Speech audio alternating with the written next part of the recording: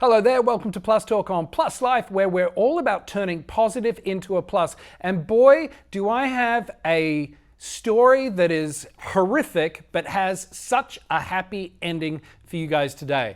And to share in that story, because it's her story, Lashanda Salinas. Good to see you, Lashanda. Good to see you too. How are you? I'm doing great. Thank you for Great. being here. Let's kind of give your life story or your HIV life story journey in a nutshell as quickly as we can because it's a big one, but it's an important one. We're talking about HIV criminalization and sex offender list. Correct. Tell me your story. My story began in 2006. I met a gentleman, told him I was HIV positive. He was okay with it. We had a relationship. We broke up mutually, and I thought everything was okay. We're going on with our life. Well, on December 24th, two police officers walked into my job and told me they had an arrest warrant for me because my boyfriend told them that I did not tell him I was HIV positive. So I went to jail. I was in there 2 days shy of 2 months. I got out with 3 years probation, made it to my father's funeral the next day, um, got on probation.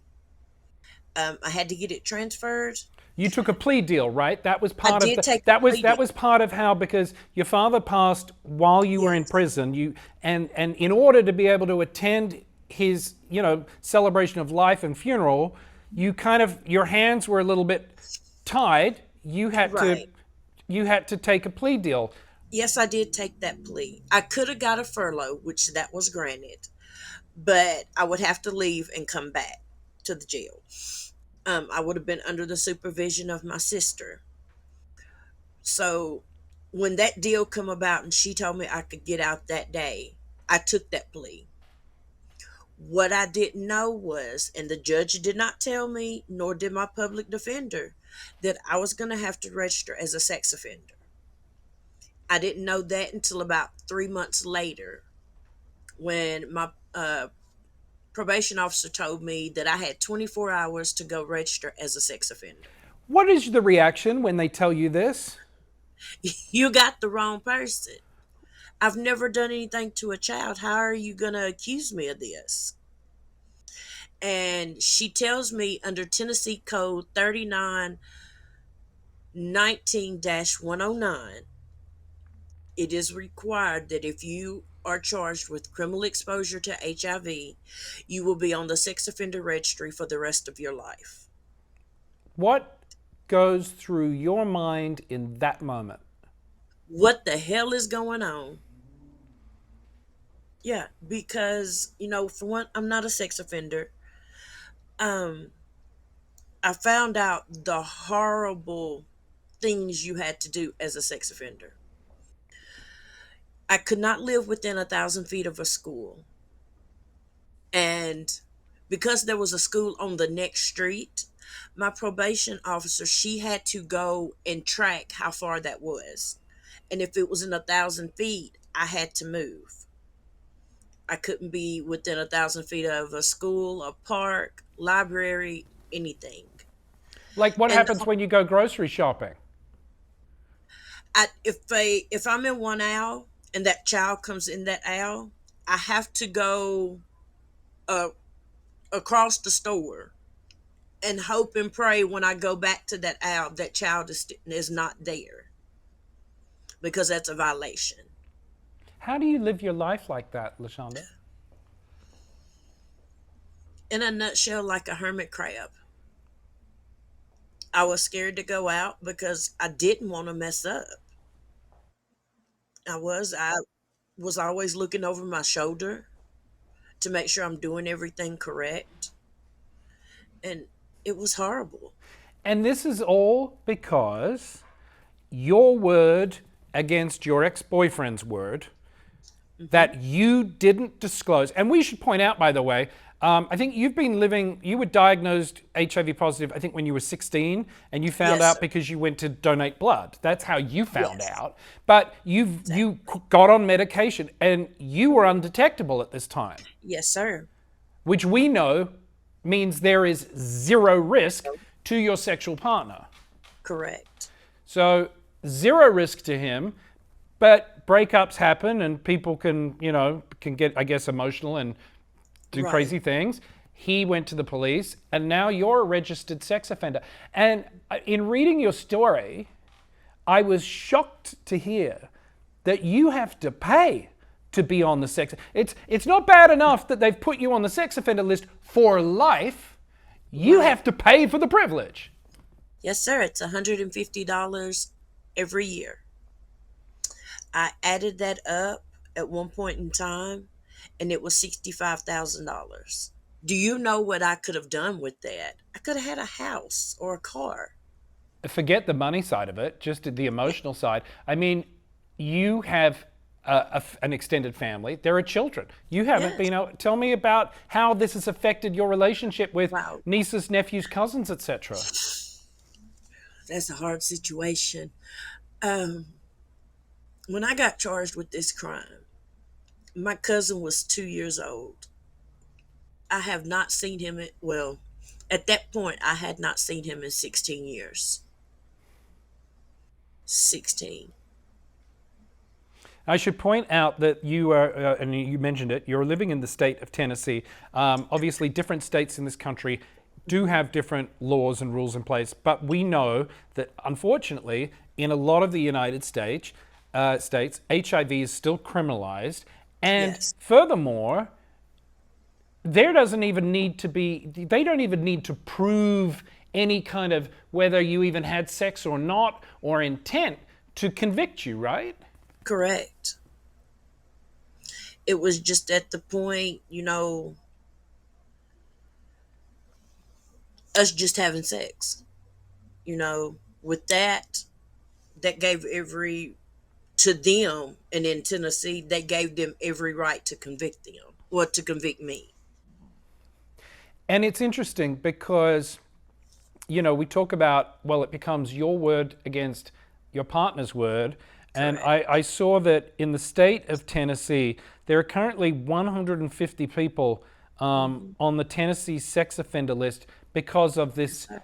HIV criminalization and disproportionately affects women of color. Yes, sir. So how does that affect how you have future relationships with people and disclosing? As of now, I have what you call an HIV disclosure and acknowledgement paper. And what that says is basically, that I'm HIV positive. And if anything was to happen, like a breakup or anything, you cannot go and file charges against me. Not only that, I send it in a text message and I screenshot it. Not only that, I get on video with them and pretty much, like the disclosure agreement, tell them, well, you know that I'm HIV positive and you are okay with it. And if something was to happen, you cannot file charges against me. Pretty sexy stuff. Pretty scary stuff. Well, it is scary, but I mean, what a horrible thing that any potential partner or person that you're trying to just get to know, you're just trying to Mhm. love, you're just trying to be Right. a normal human being who wants to find somebody that they can be close to and intimate with Yes. and love, and you have to go through this checklist every Yes. time. Not only is it uncomfortable, but the emotional drain on that, there's got to be.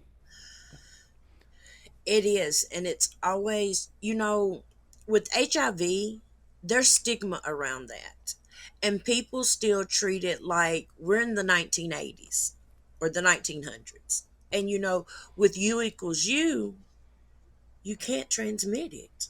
But people that are not educated, they don't understand that. So in that conversation, I have to break that down to them. so where they can understand what's going on. And that is draining. Do you how do you think these criminalization laws, and in particular this having to be put on the sex offenders list, how do you think that fuels HIV infection rates and increases the stigma versus if we got rid of these ridiculous laws? How do you see it, doing more damage than good? It does more damage because, first of all, people are scared to get tested. And that's where, people are out here not knowing and having sex and passing it on to someone. And, if we didn't have these laws, more people would get tested. They Yeah. really would. Yeah, and look, we're not putting someone with HPV on the sex offenders list, are No, we? sir. No, sir. That is a misdemeanor crime. But HIV is considered potential manslaughter, I think, in a lot In of some places. states, it is manslaughter. In some states, it's an assault. And Some you it's did the right assault. thing. You did the right thing. You said, hey, listen, man, this is my situation. I'm being upfront and honest with Yes. you. And it's terrifying because I think even for myself, we have to the burden is constantly on us living with HIV. We have to be the ones. It's like the other person almost gets a whole pass for not taking any sort of level of personal responsibility. And Correct. then, just because you break up or things might go sour, they have the power to destroy our lives. And I Yes. would imagine being put on the sex offenders list is pretty much as bad as it can get. I mean, it affects everything in your life, right? It does. I've lost job opportunities because of this. Well, I also know that you are an active member of the Tennessee HIV Modernization Coalition, and you Yes. have done and are doing great things. As I said at the top, this story has a happy ending. What Oh, it is the does. latest? Tell us what you guys have managed to achieve there in Tennessee. Yes. As of May 18th, well, May 17th, excuse me, Governor Bill Lee signed an amendment that if you are exposed to criminal exposure to HIV, you can come off the sex offender registry, and that happened as July 1st. It went into effect. Um, I got happy, and I sent my letter to the TBI. It was signed on the 17th. I sent my information on the 18th, and I sent it again on July 2nd because that was after the first. And 5 days, I'm off the sex offender registry. Congratulations. Thank I mean, you. it's terrible that we have to say congratulations. You should never have been put on it in the first place. What has life been like for you since that moment? And this is going to be a long, long road for you on Yes, readjusting.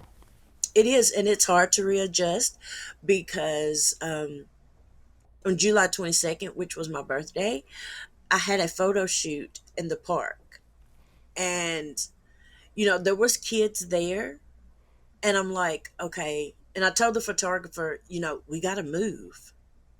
I can't be here.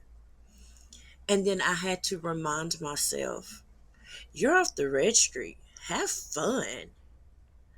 And I was able to make my cousin's delivery. And so, what's it been like to reconnect with that family that you Oh my haven't been able to God. get near? It's so amazing. It really is. I got to connect back with my cousin that is now 18. I got to reconnect with my cousin, his sister. I got to reconnect with her. And I'm going to family reunions now. I have a family reunion on the 2nd, and I can't wait to go because I can see everybody now. And it Probably being there, I'm going to want to scoot away from kids. But I have to remind myself that part of your advocacy work is over.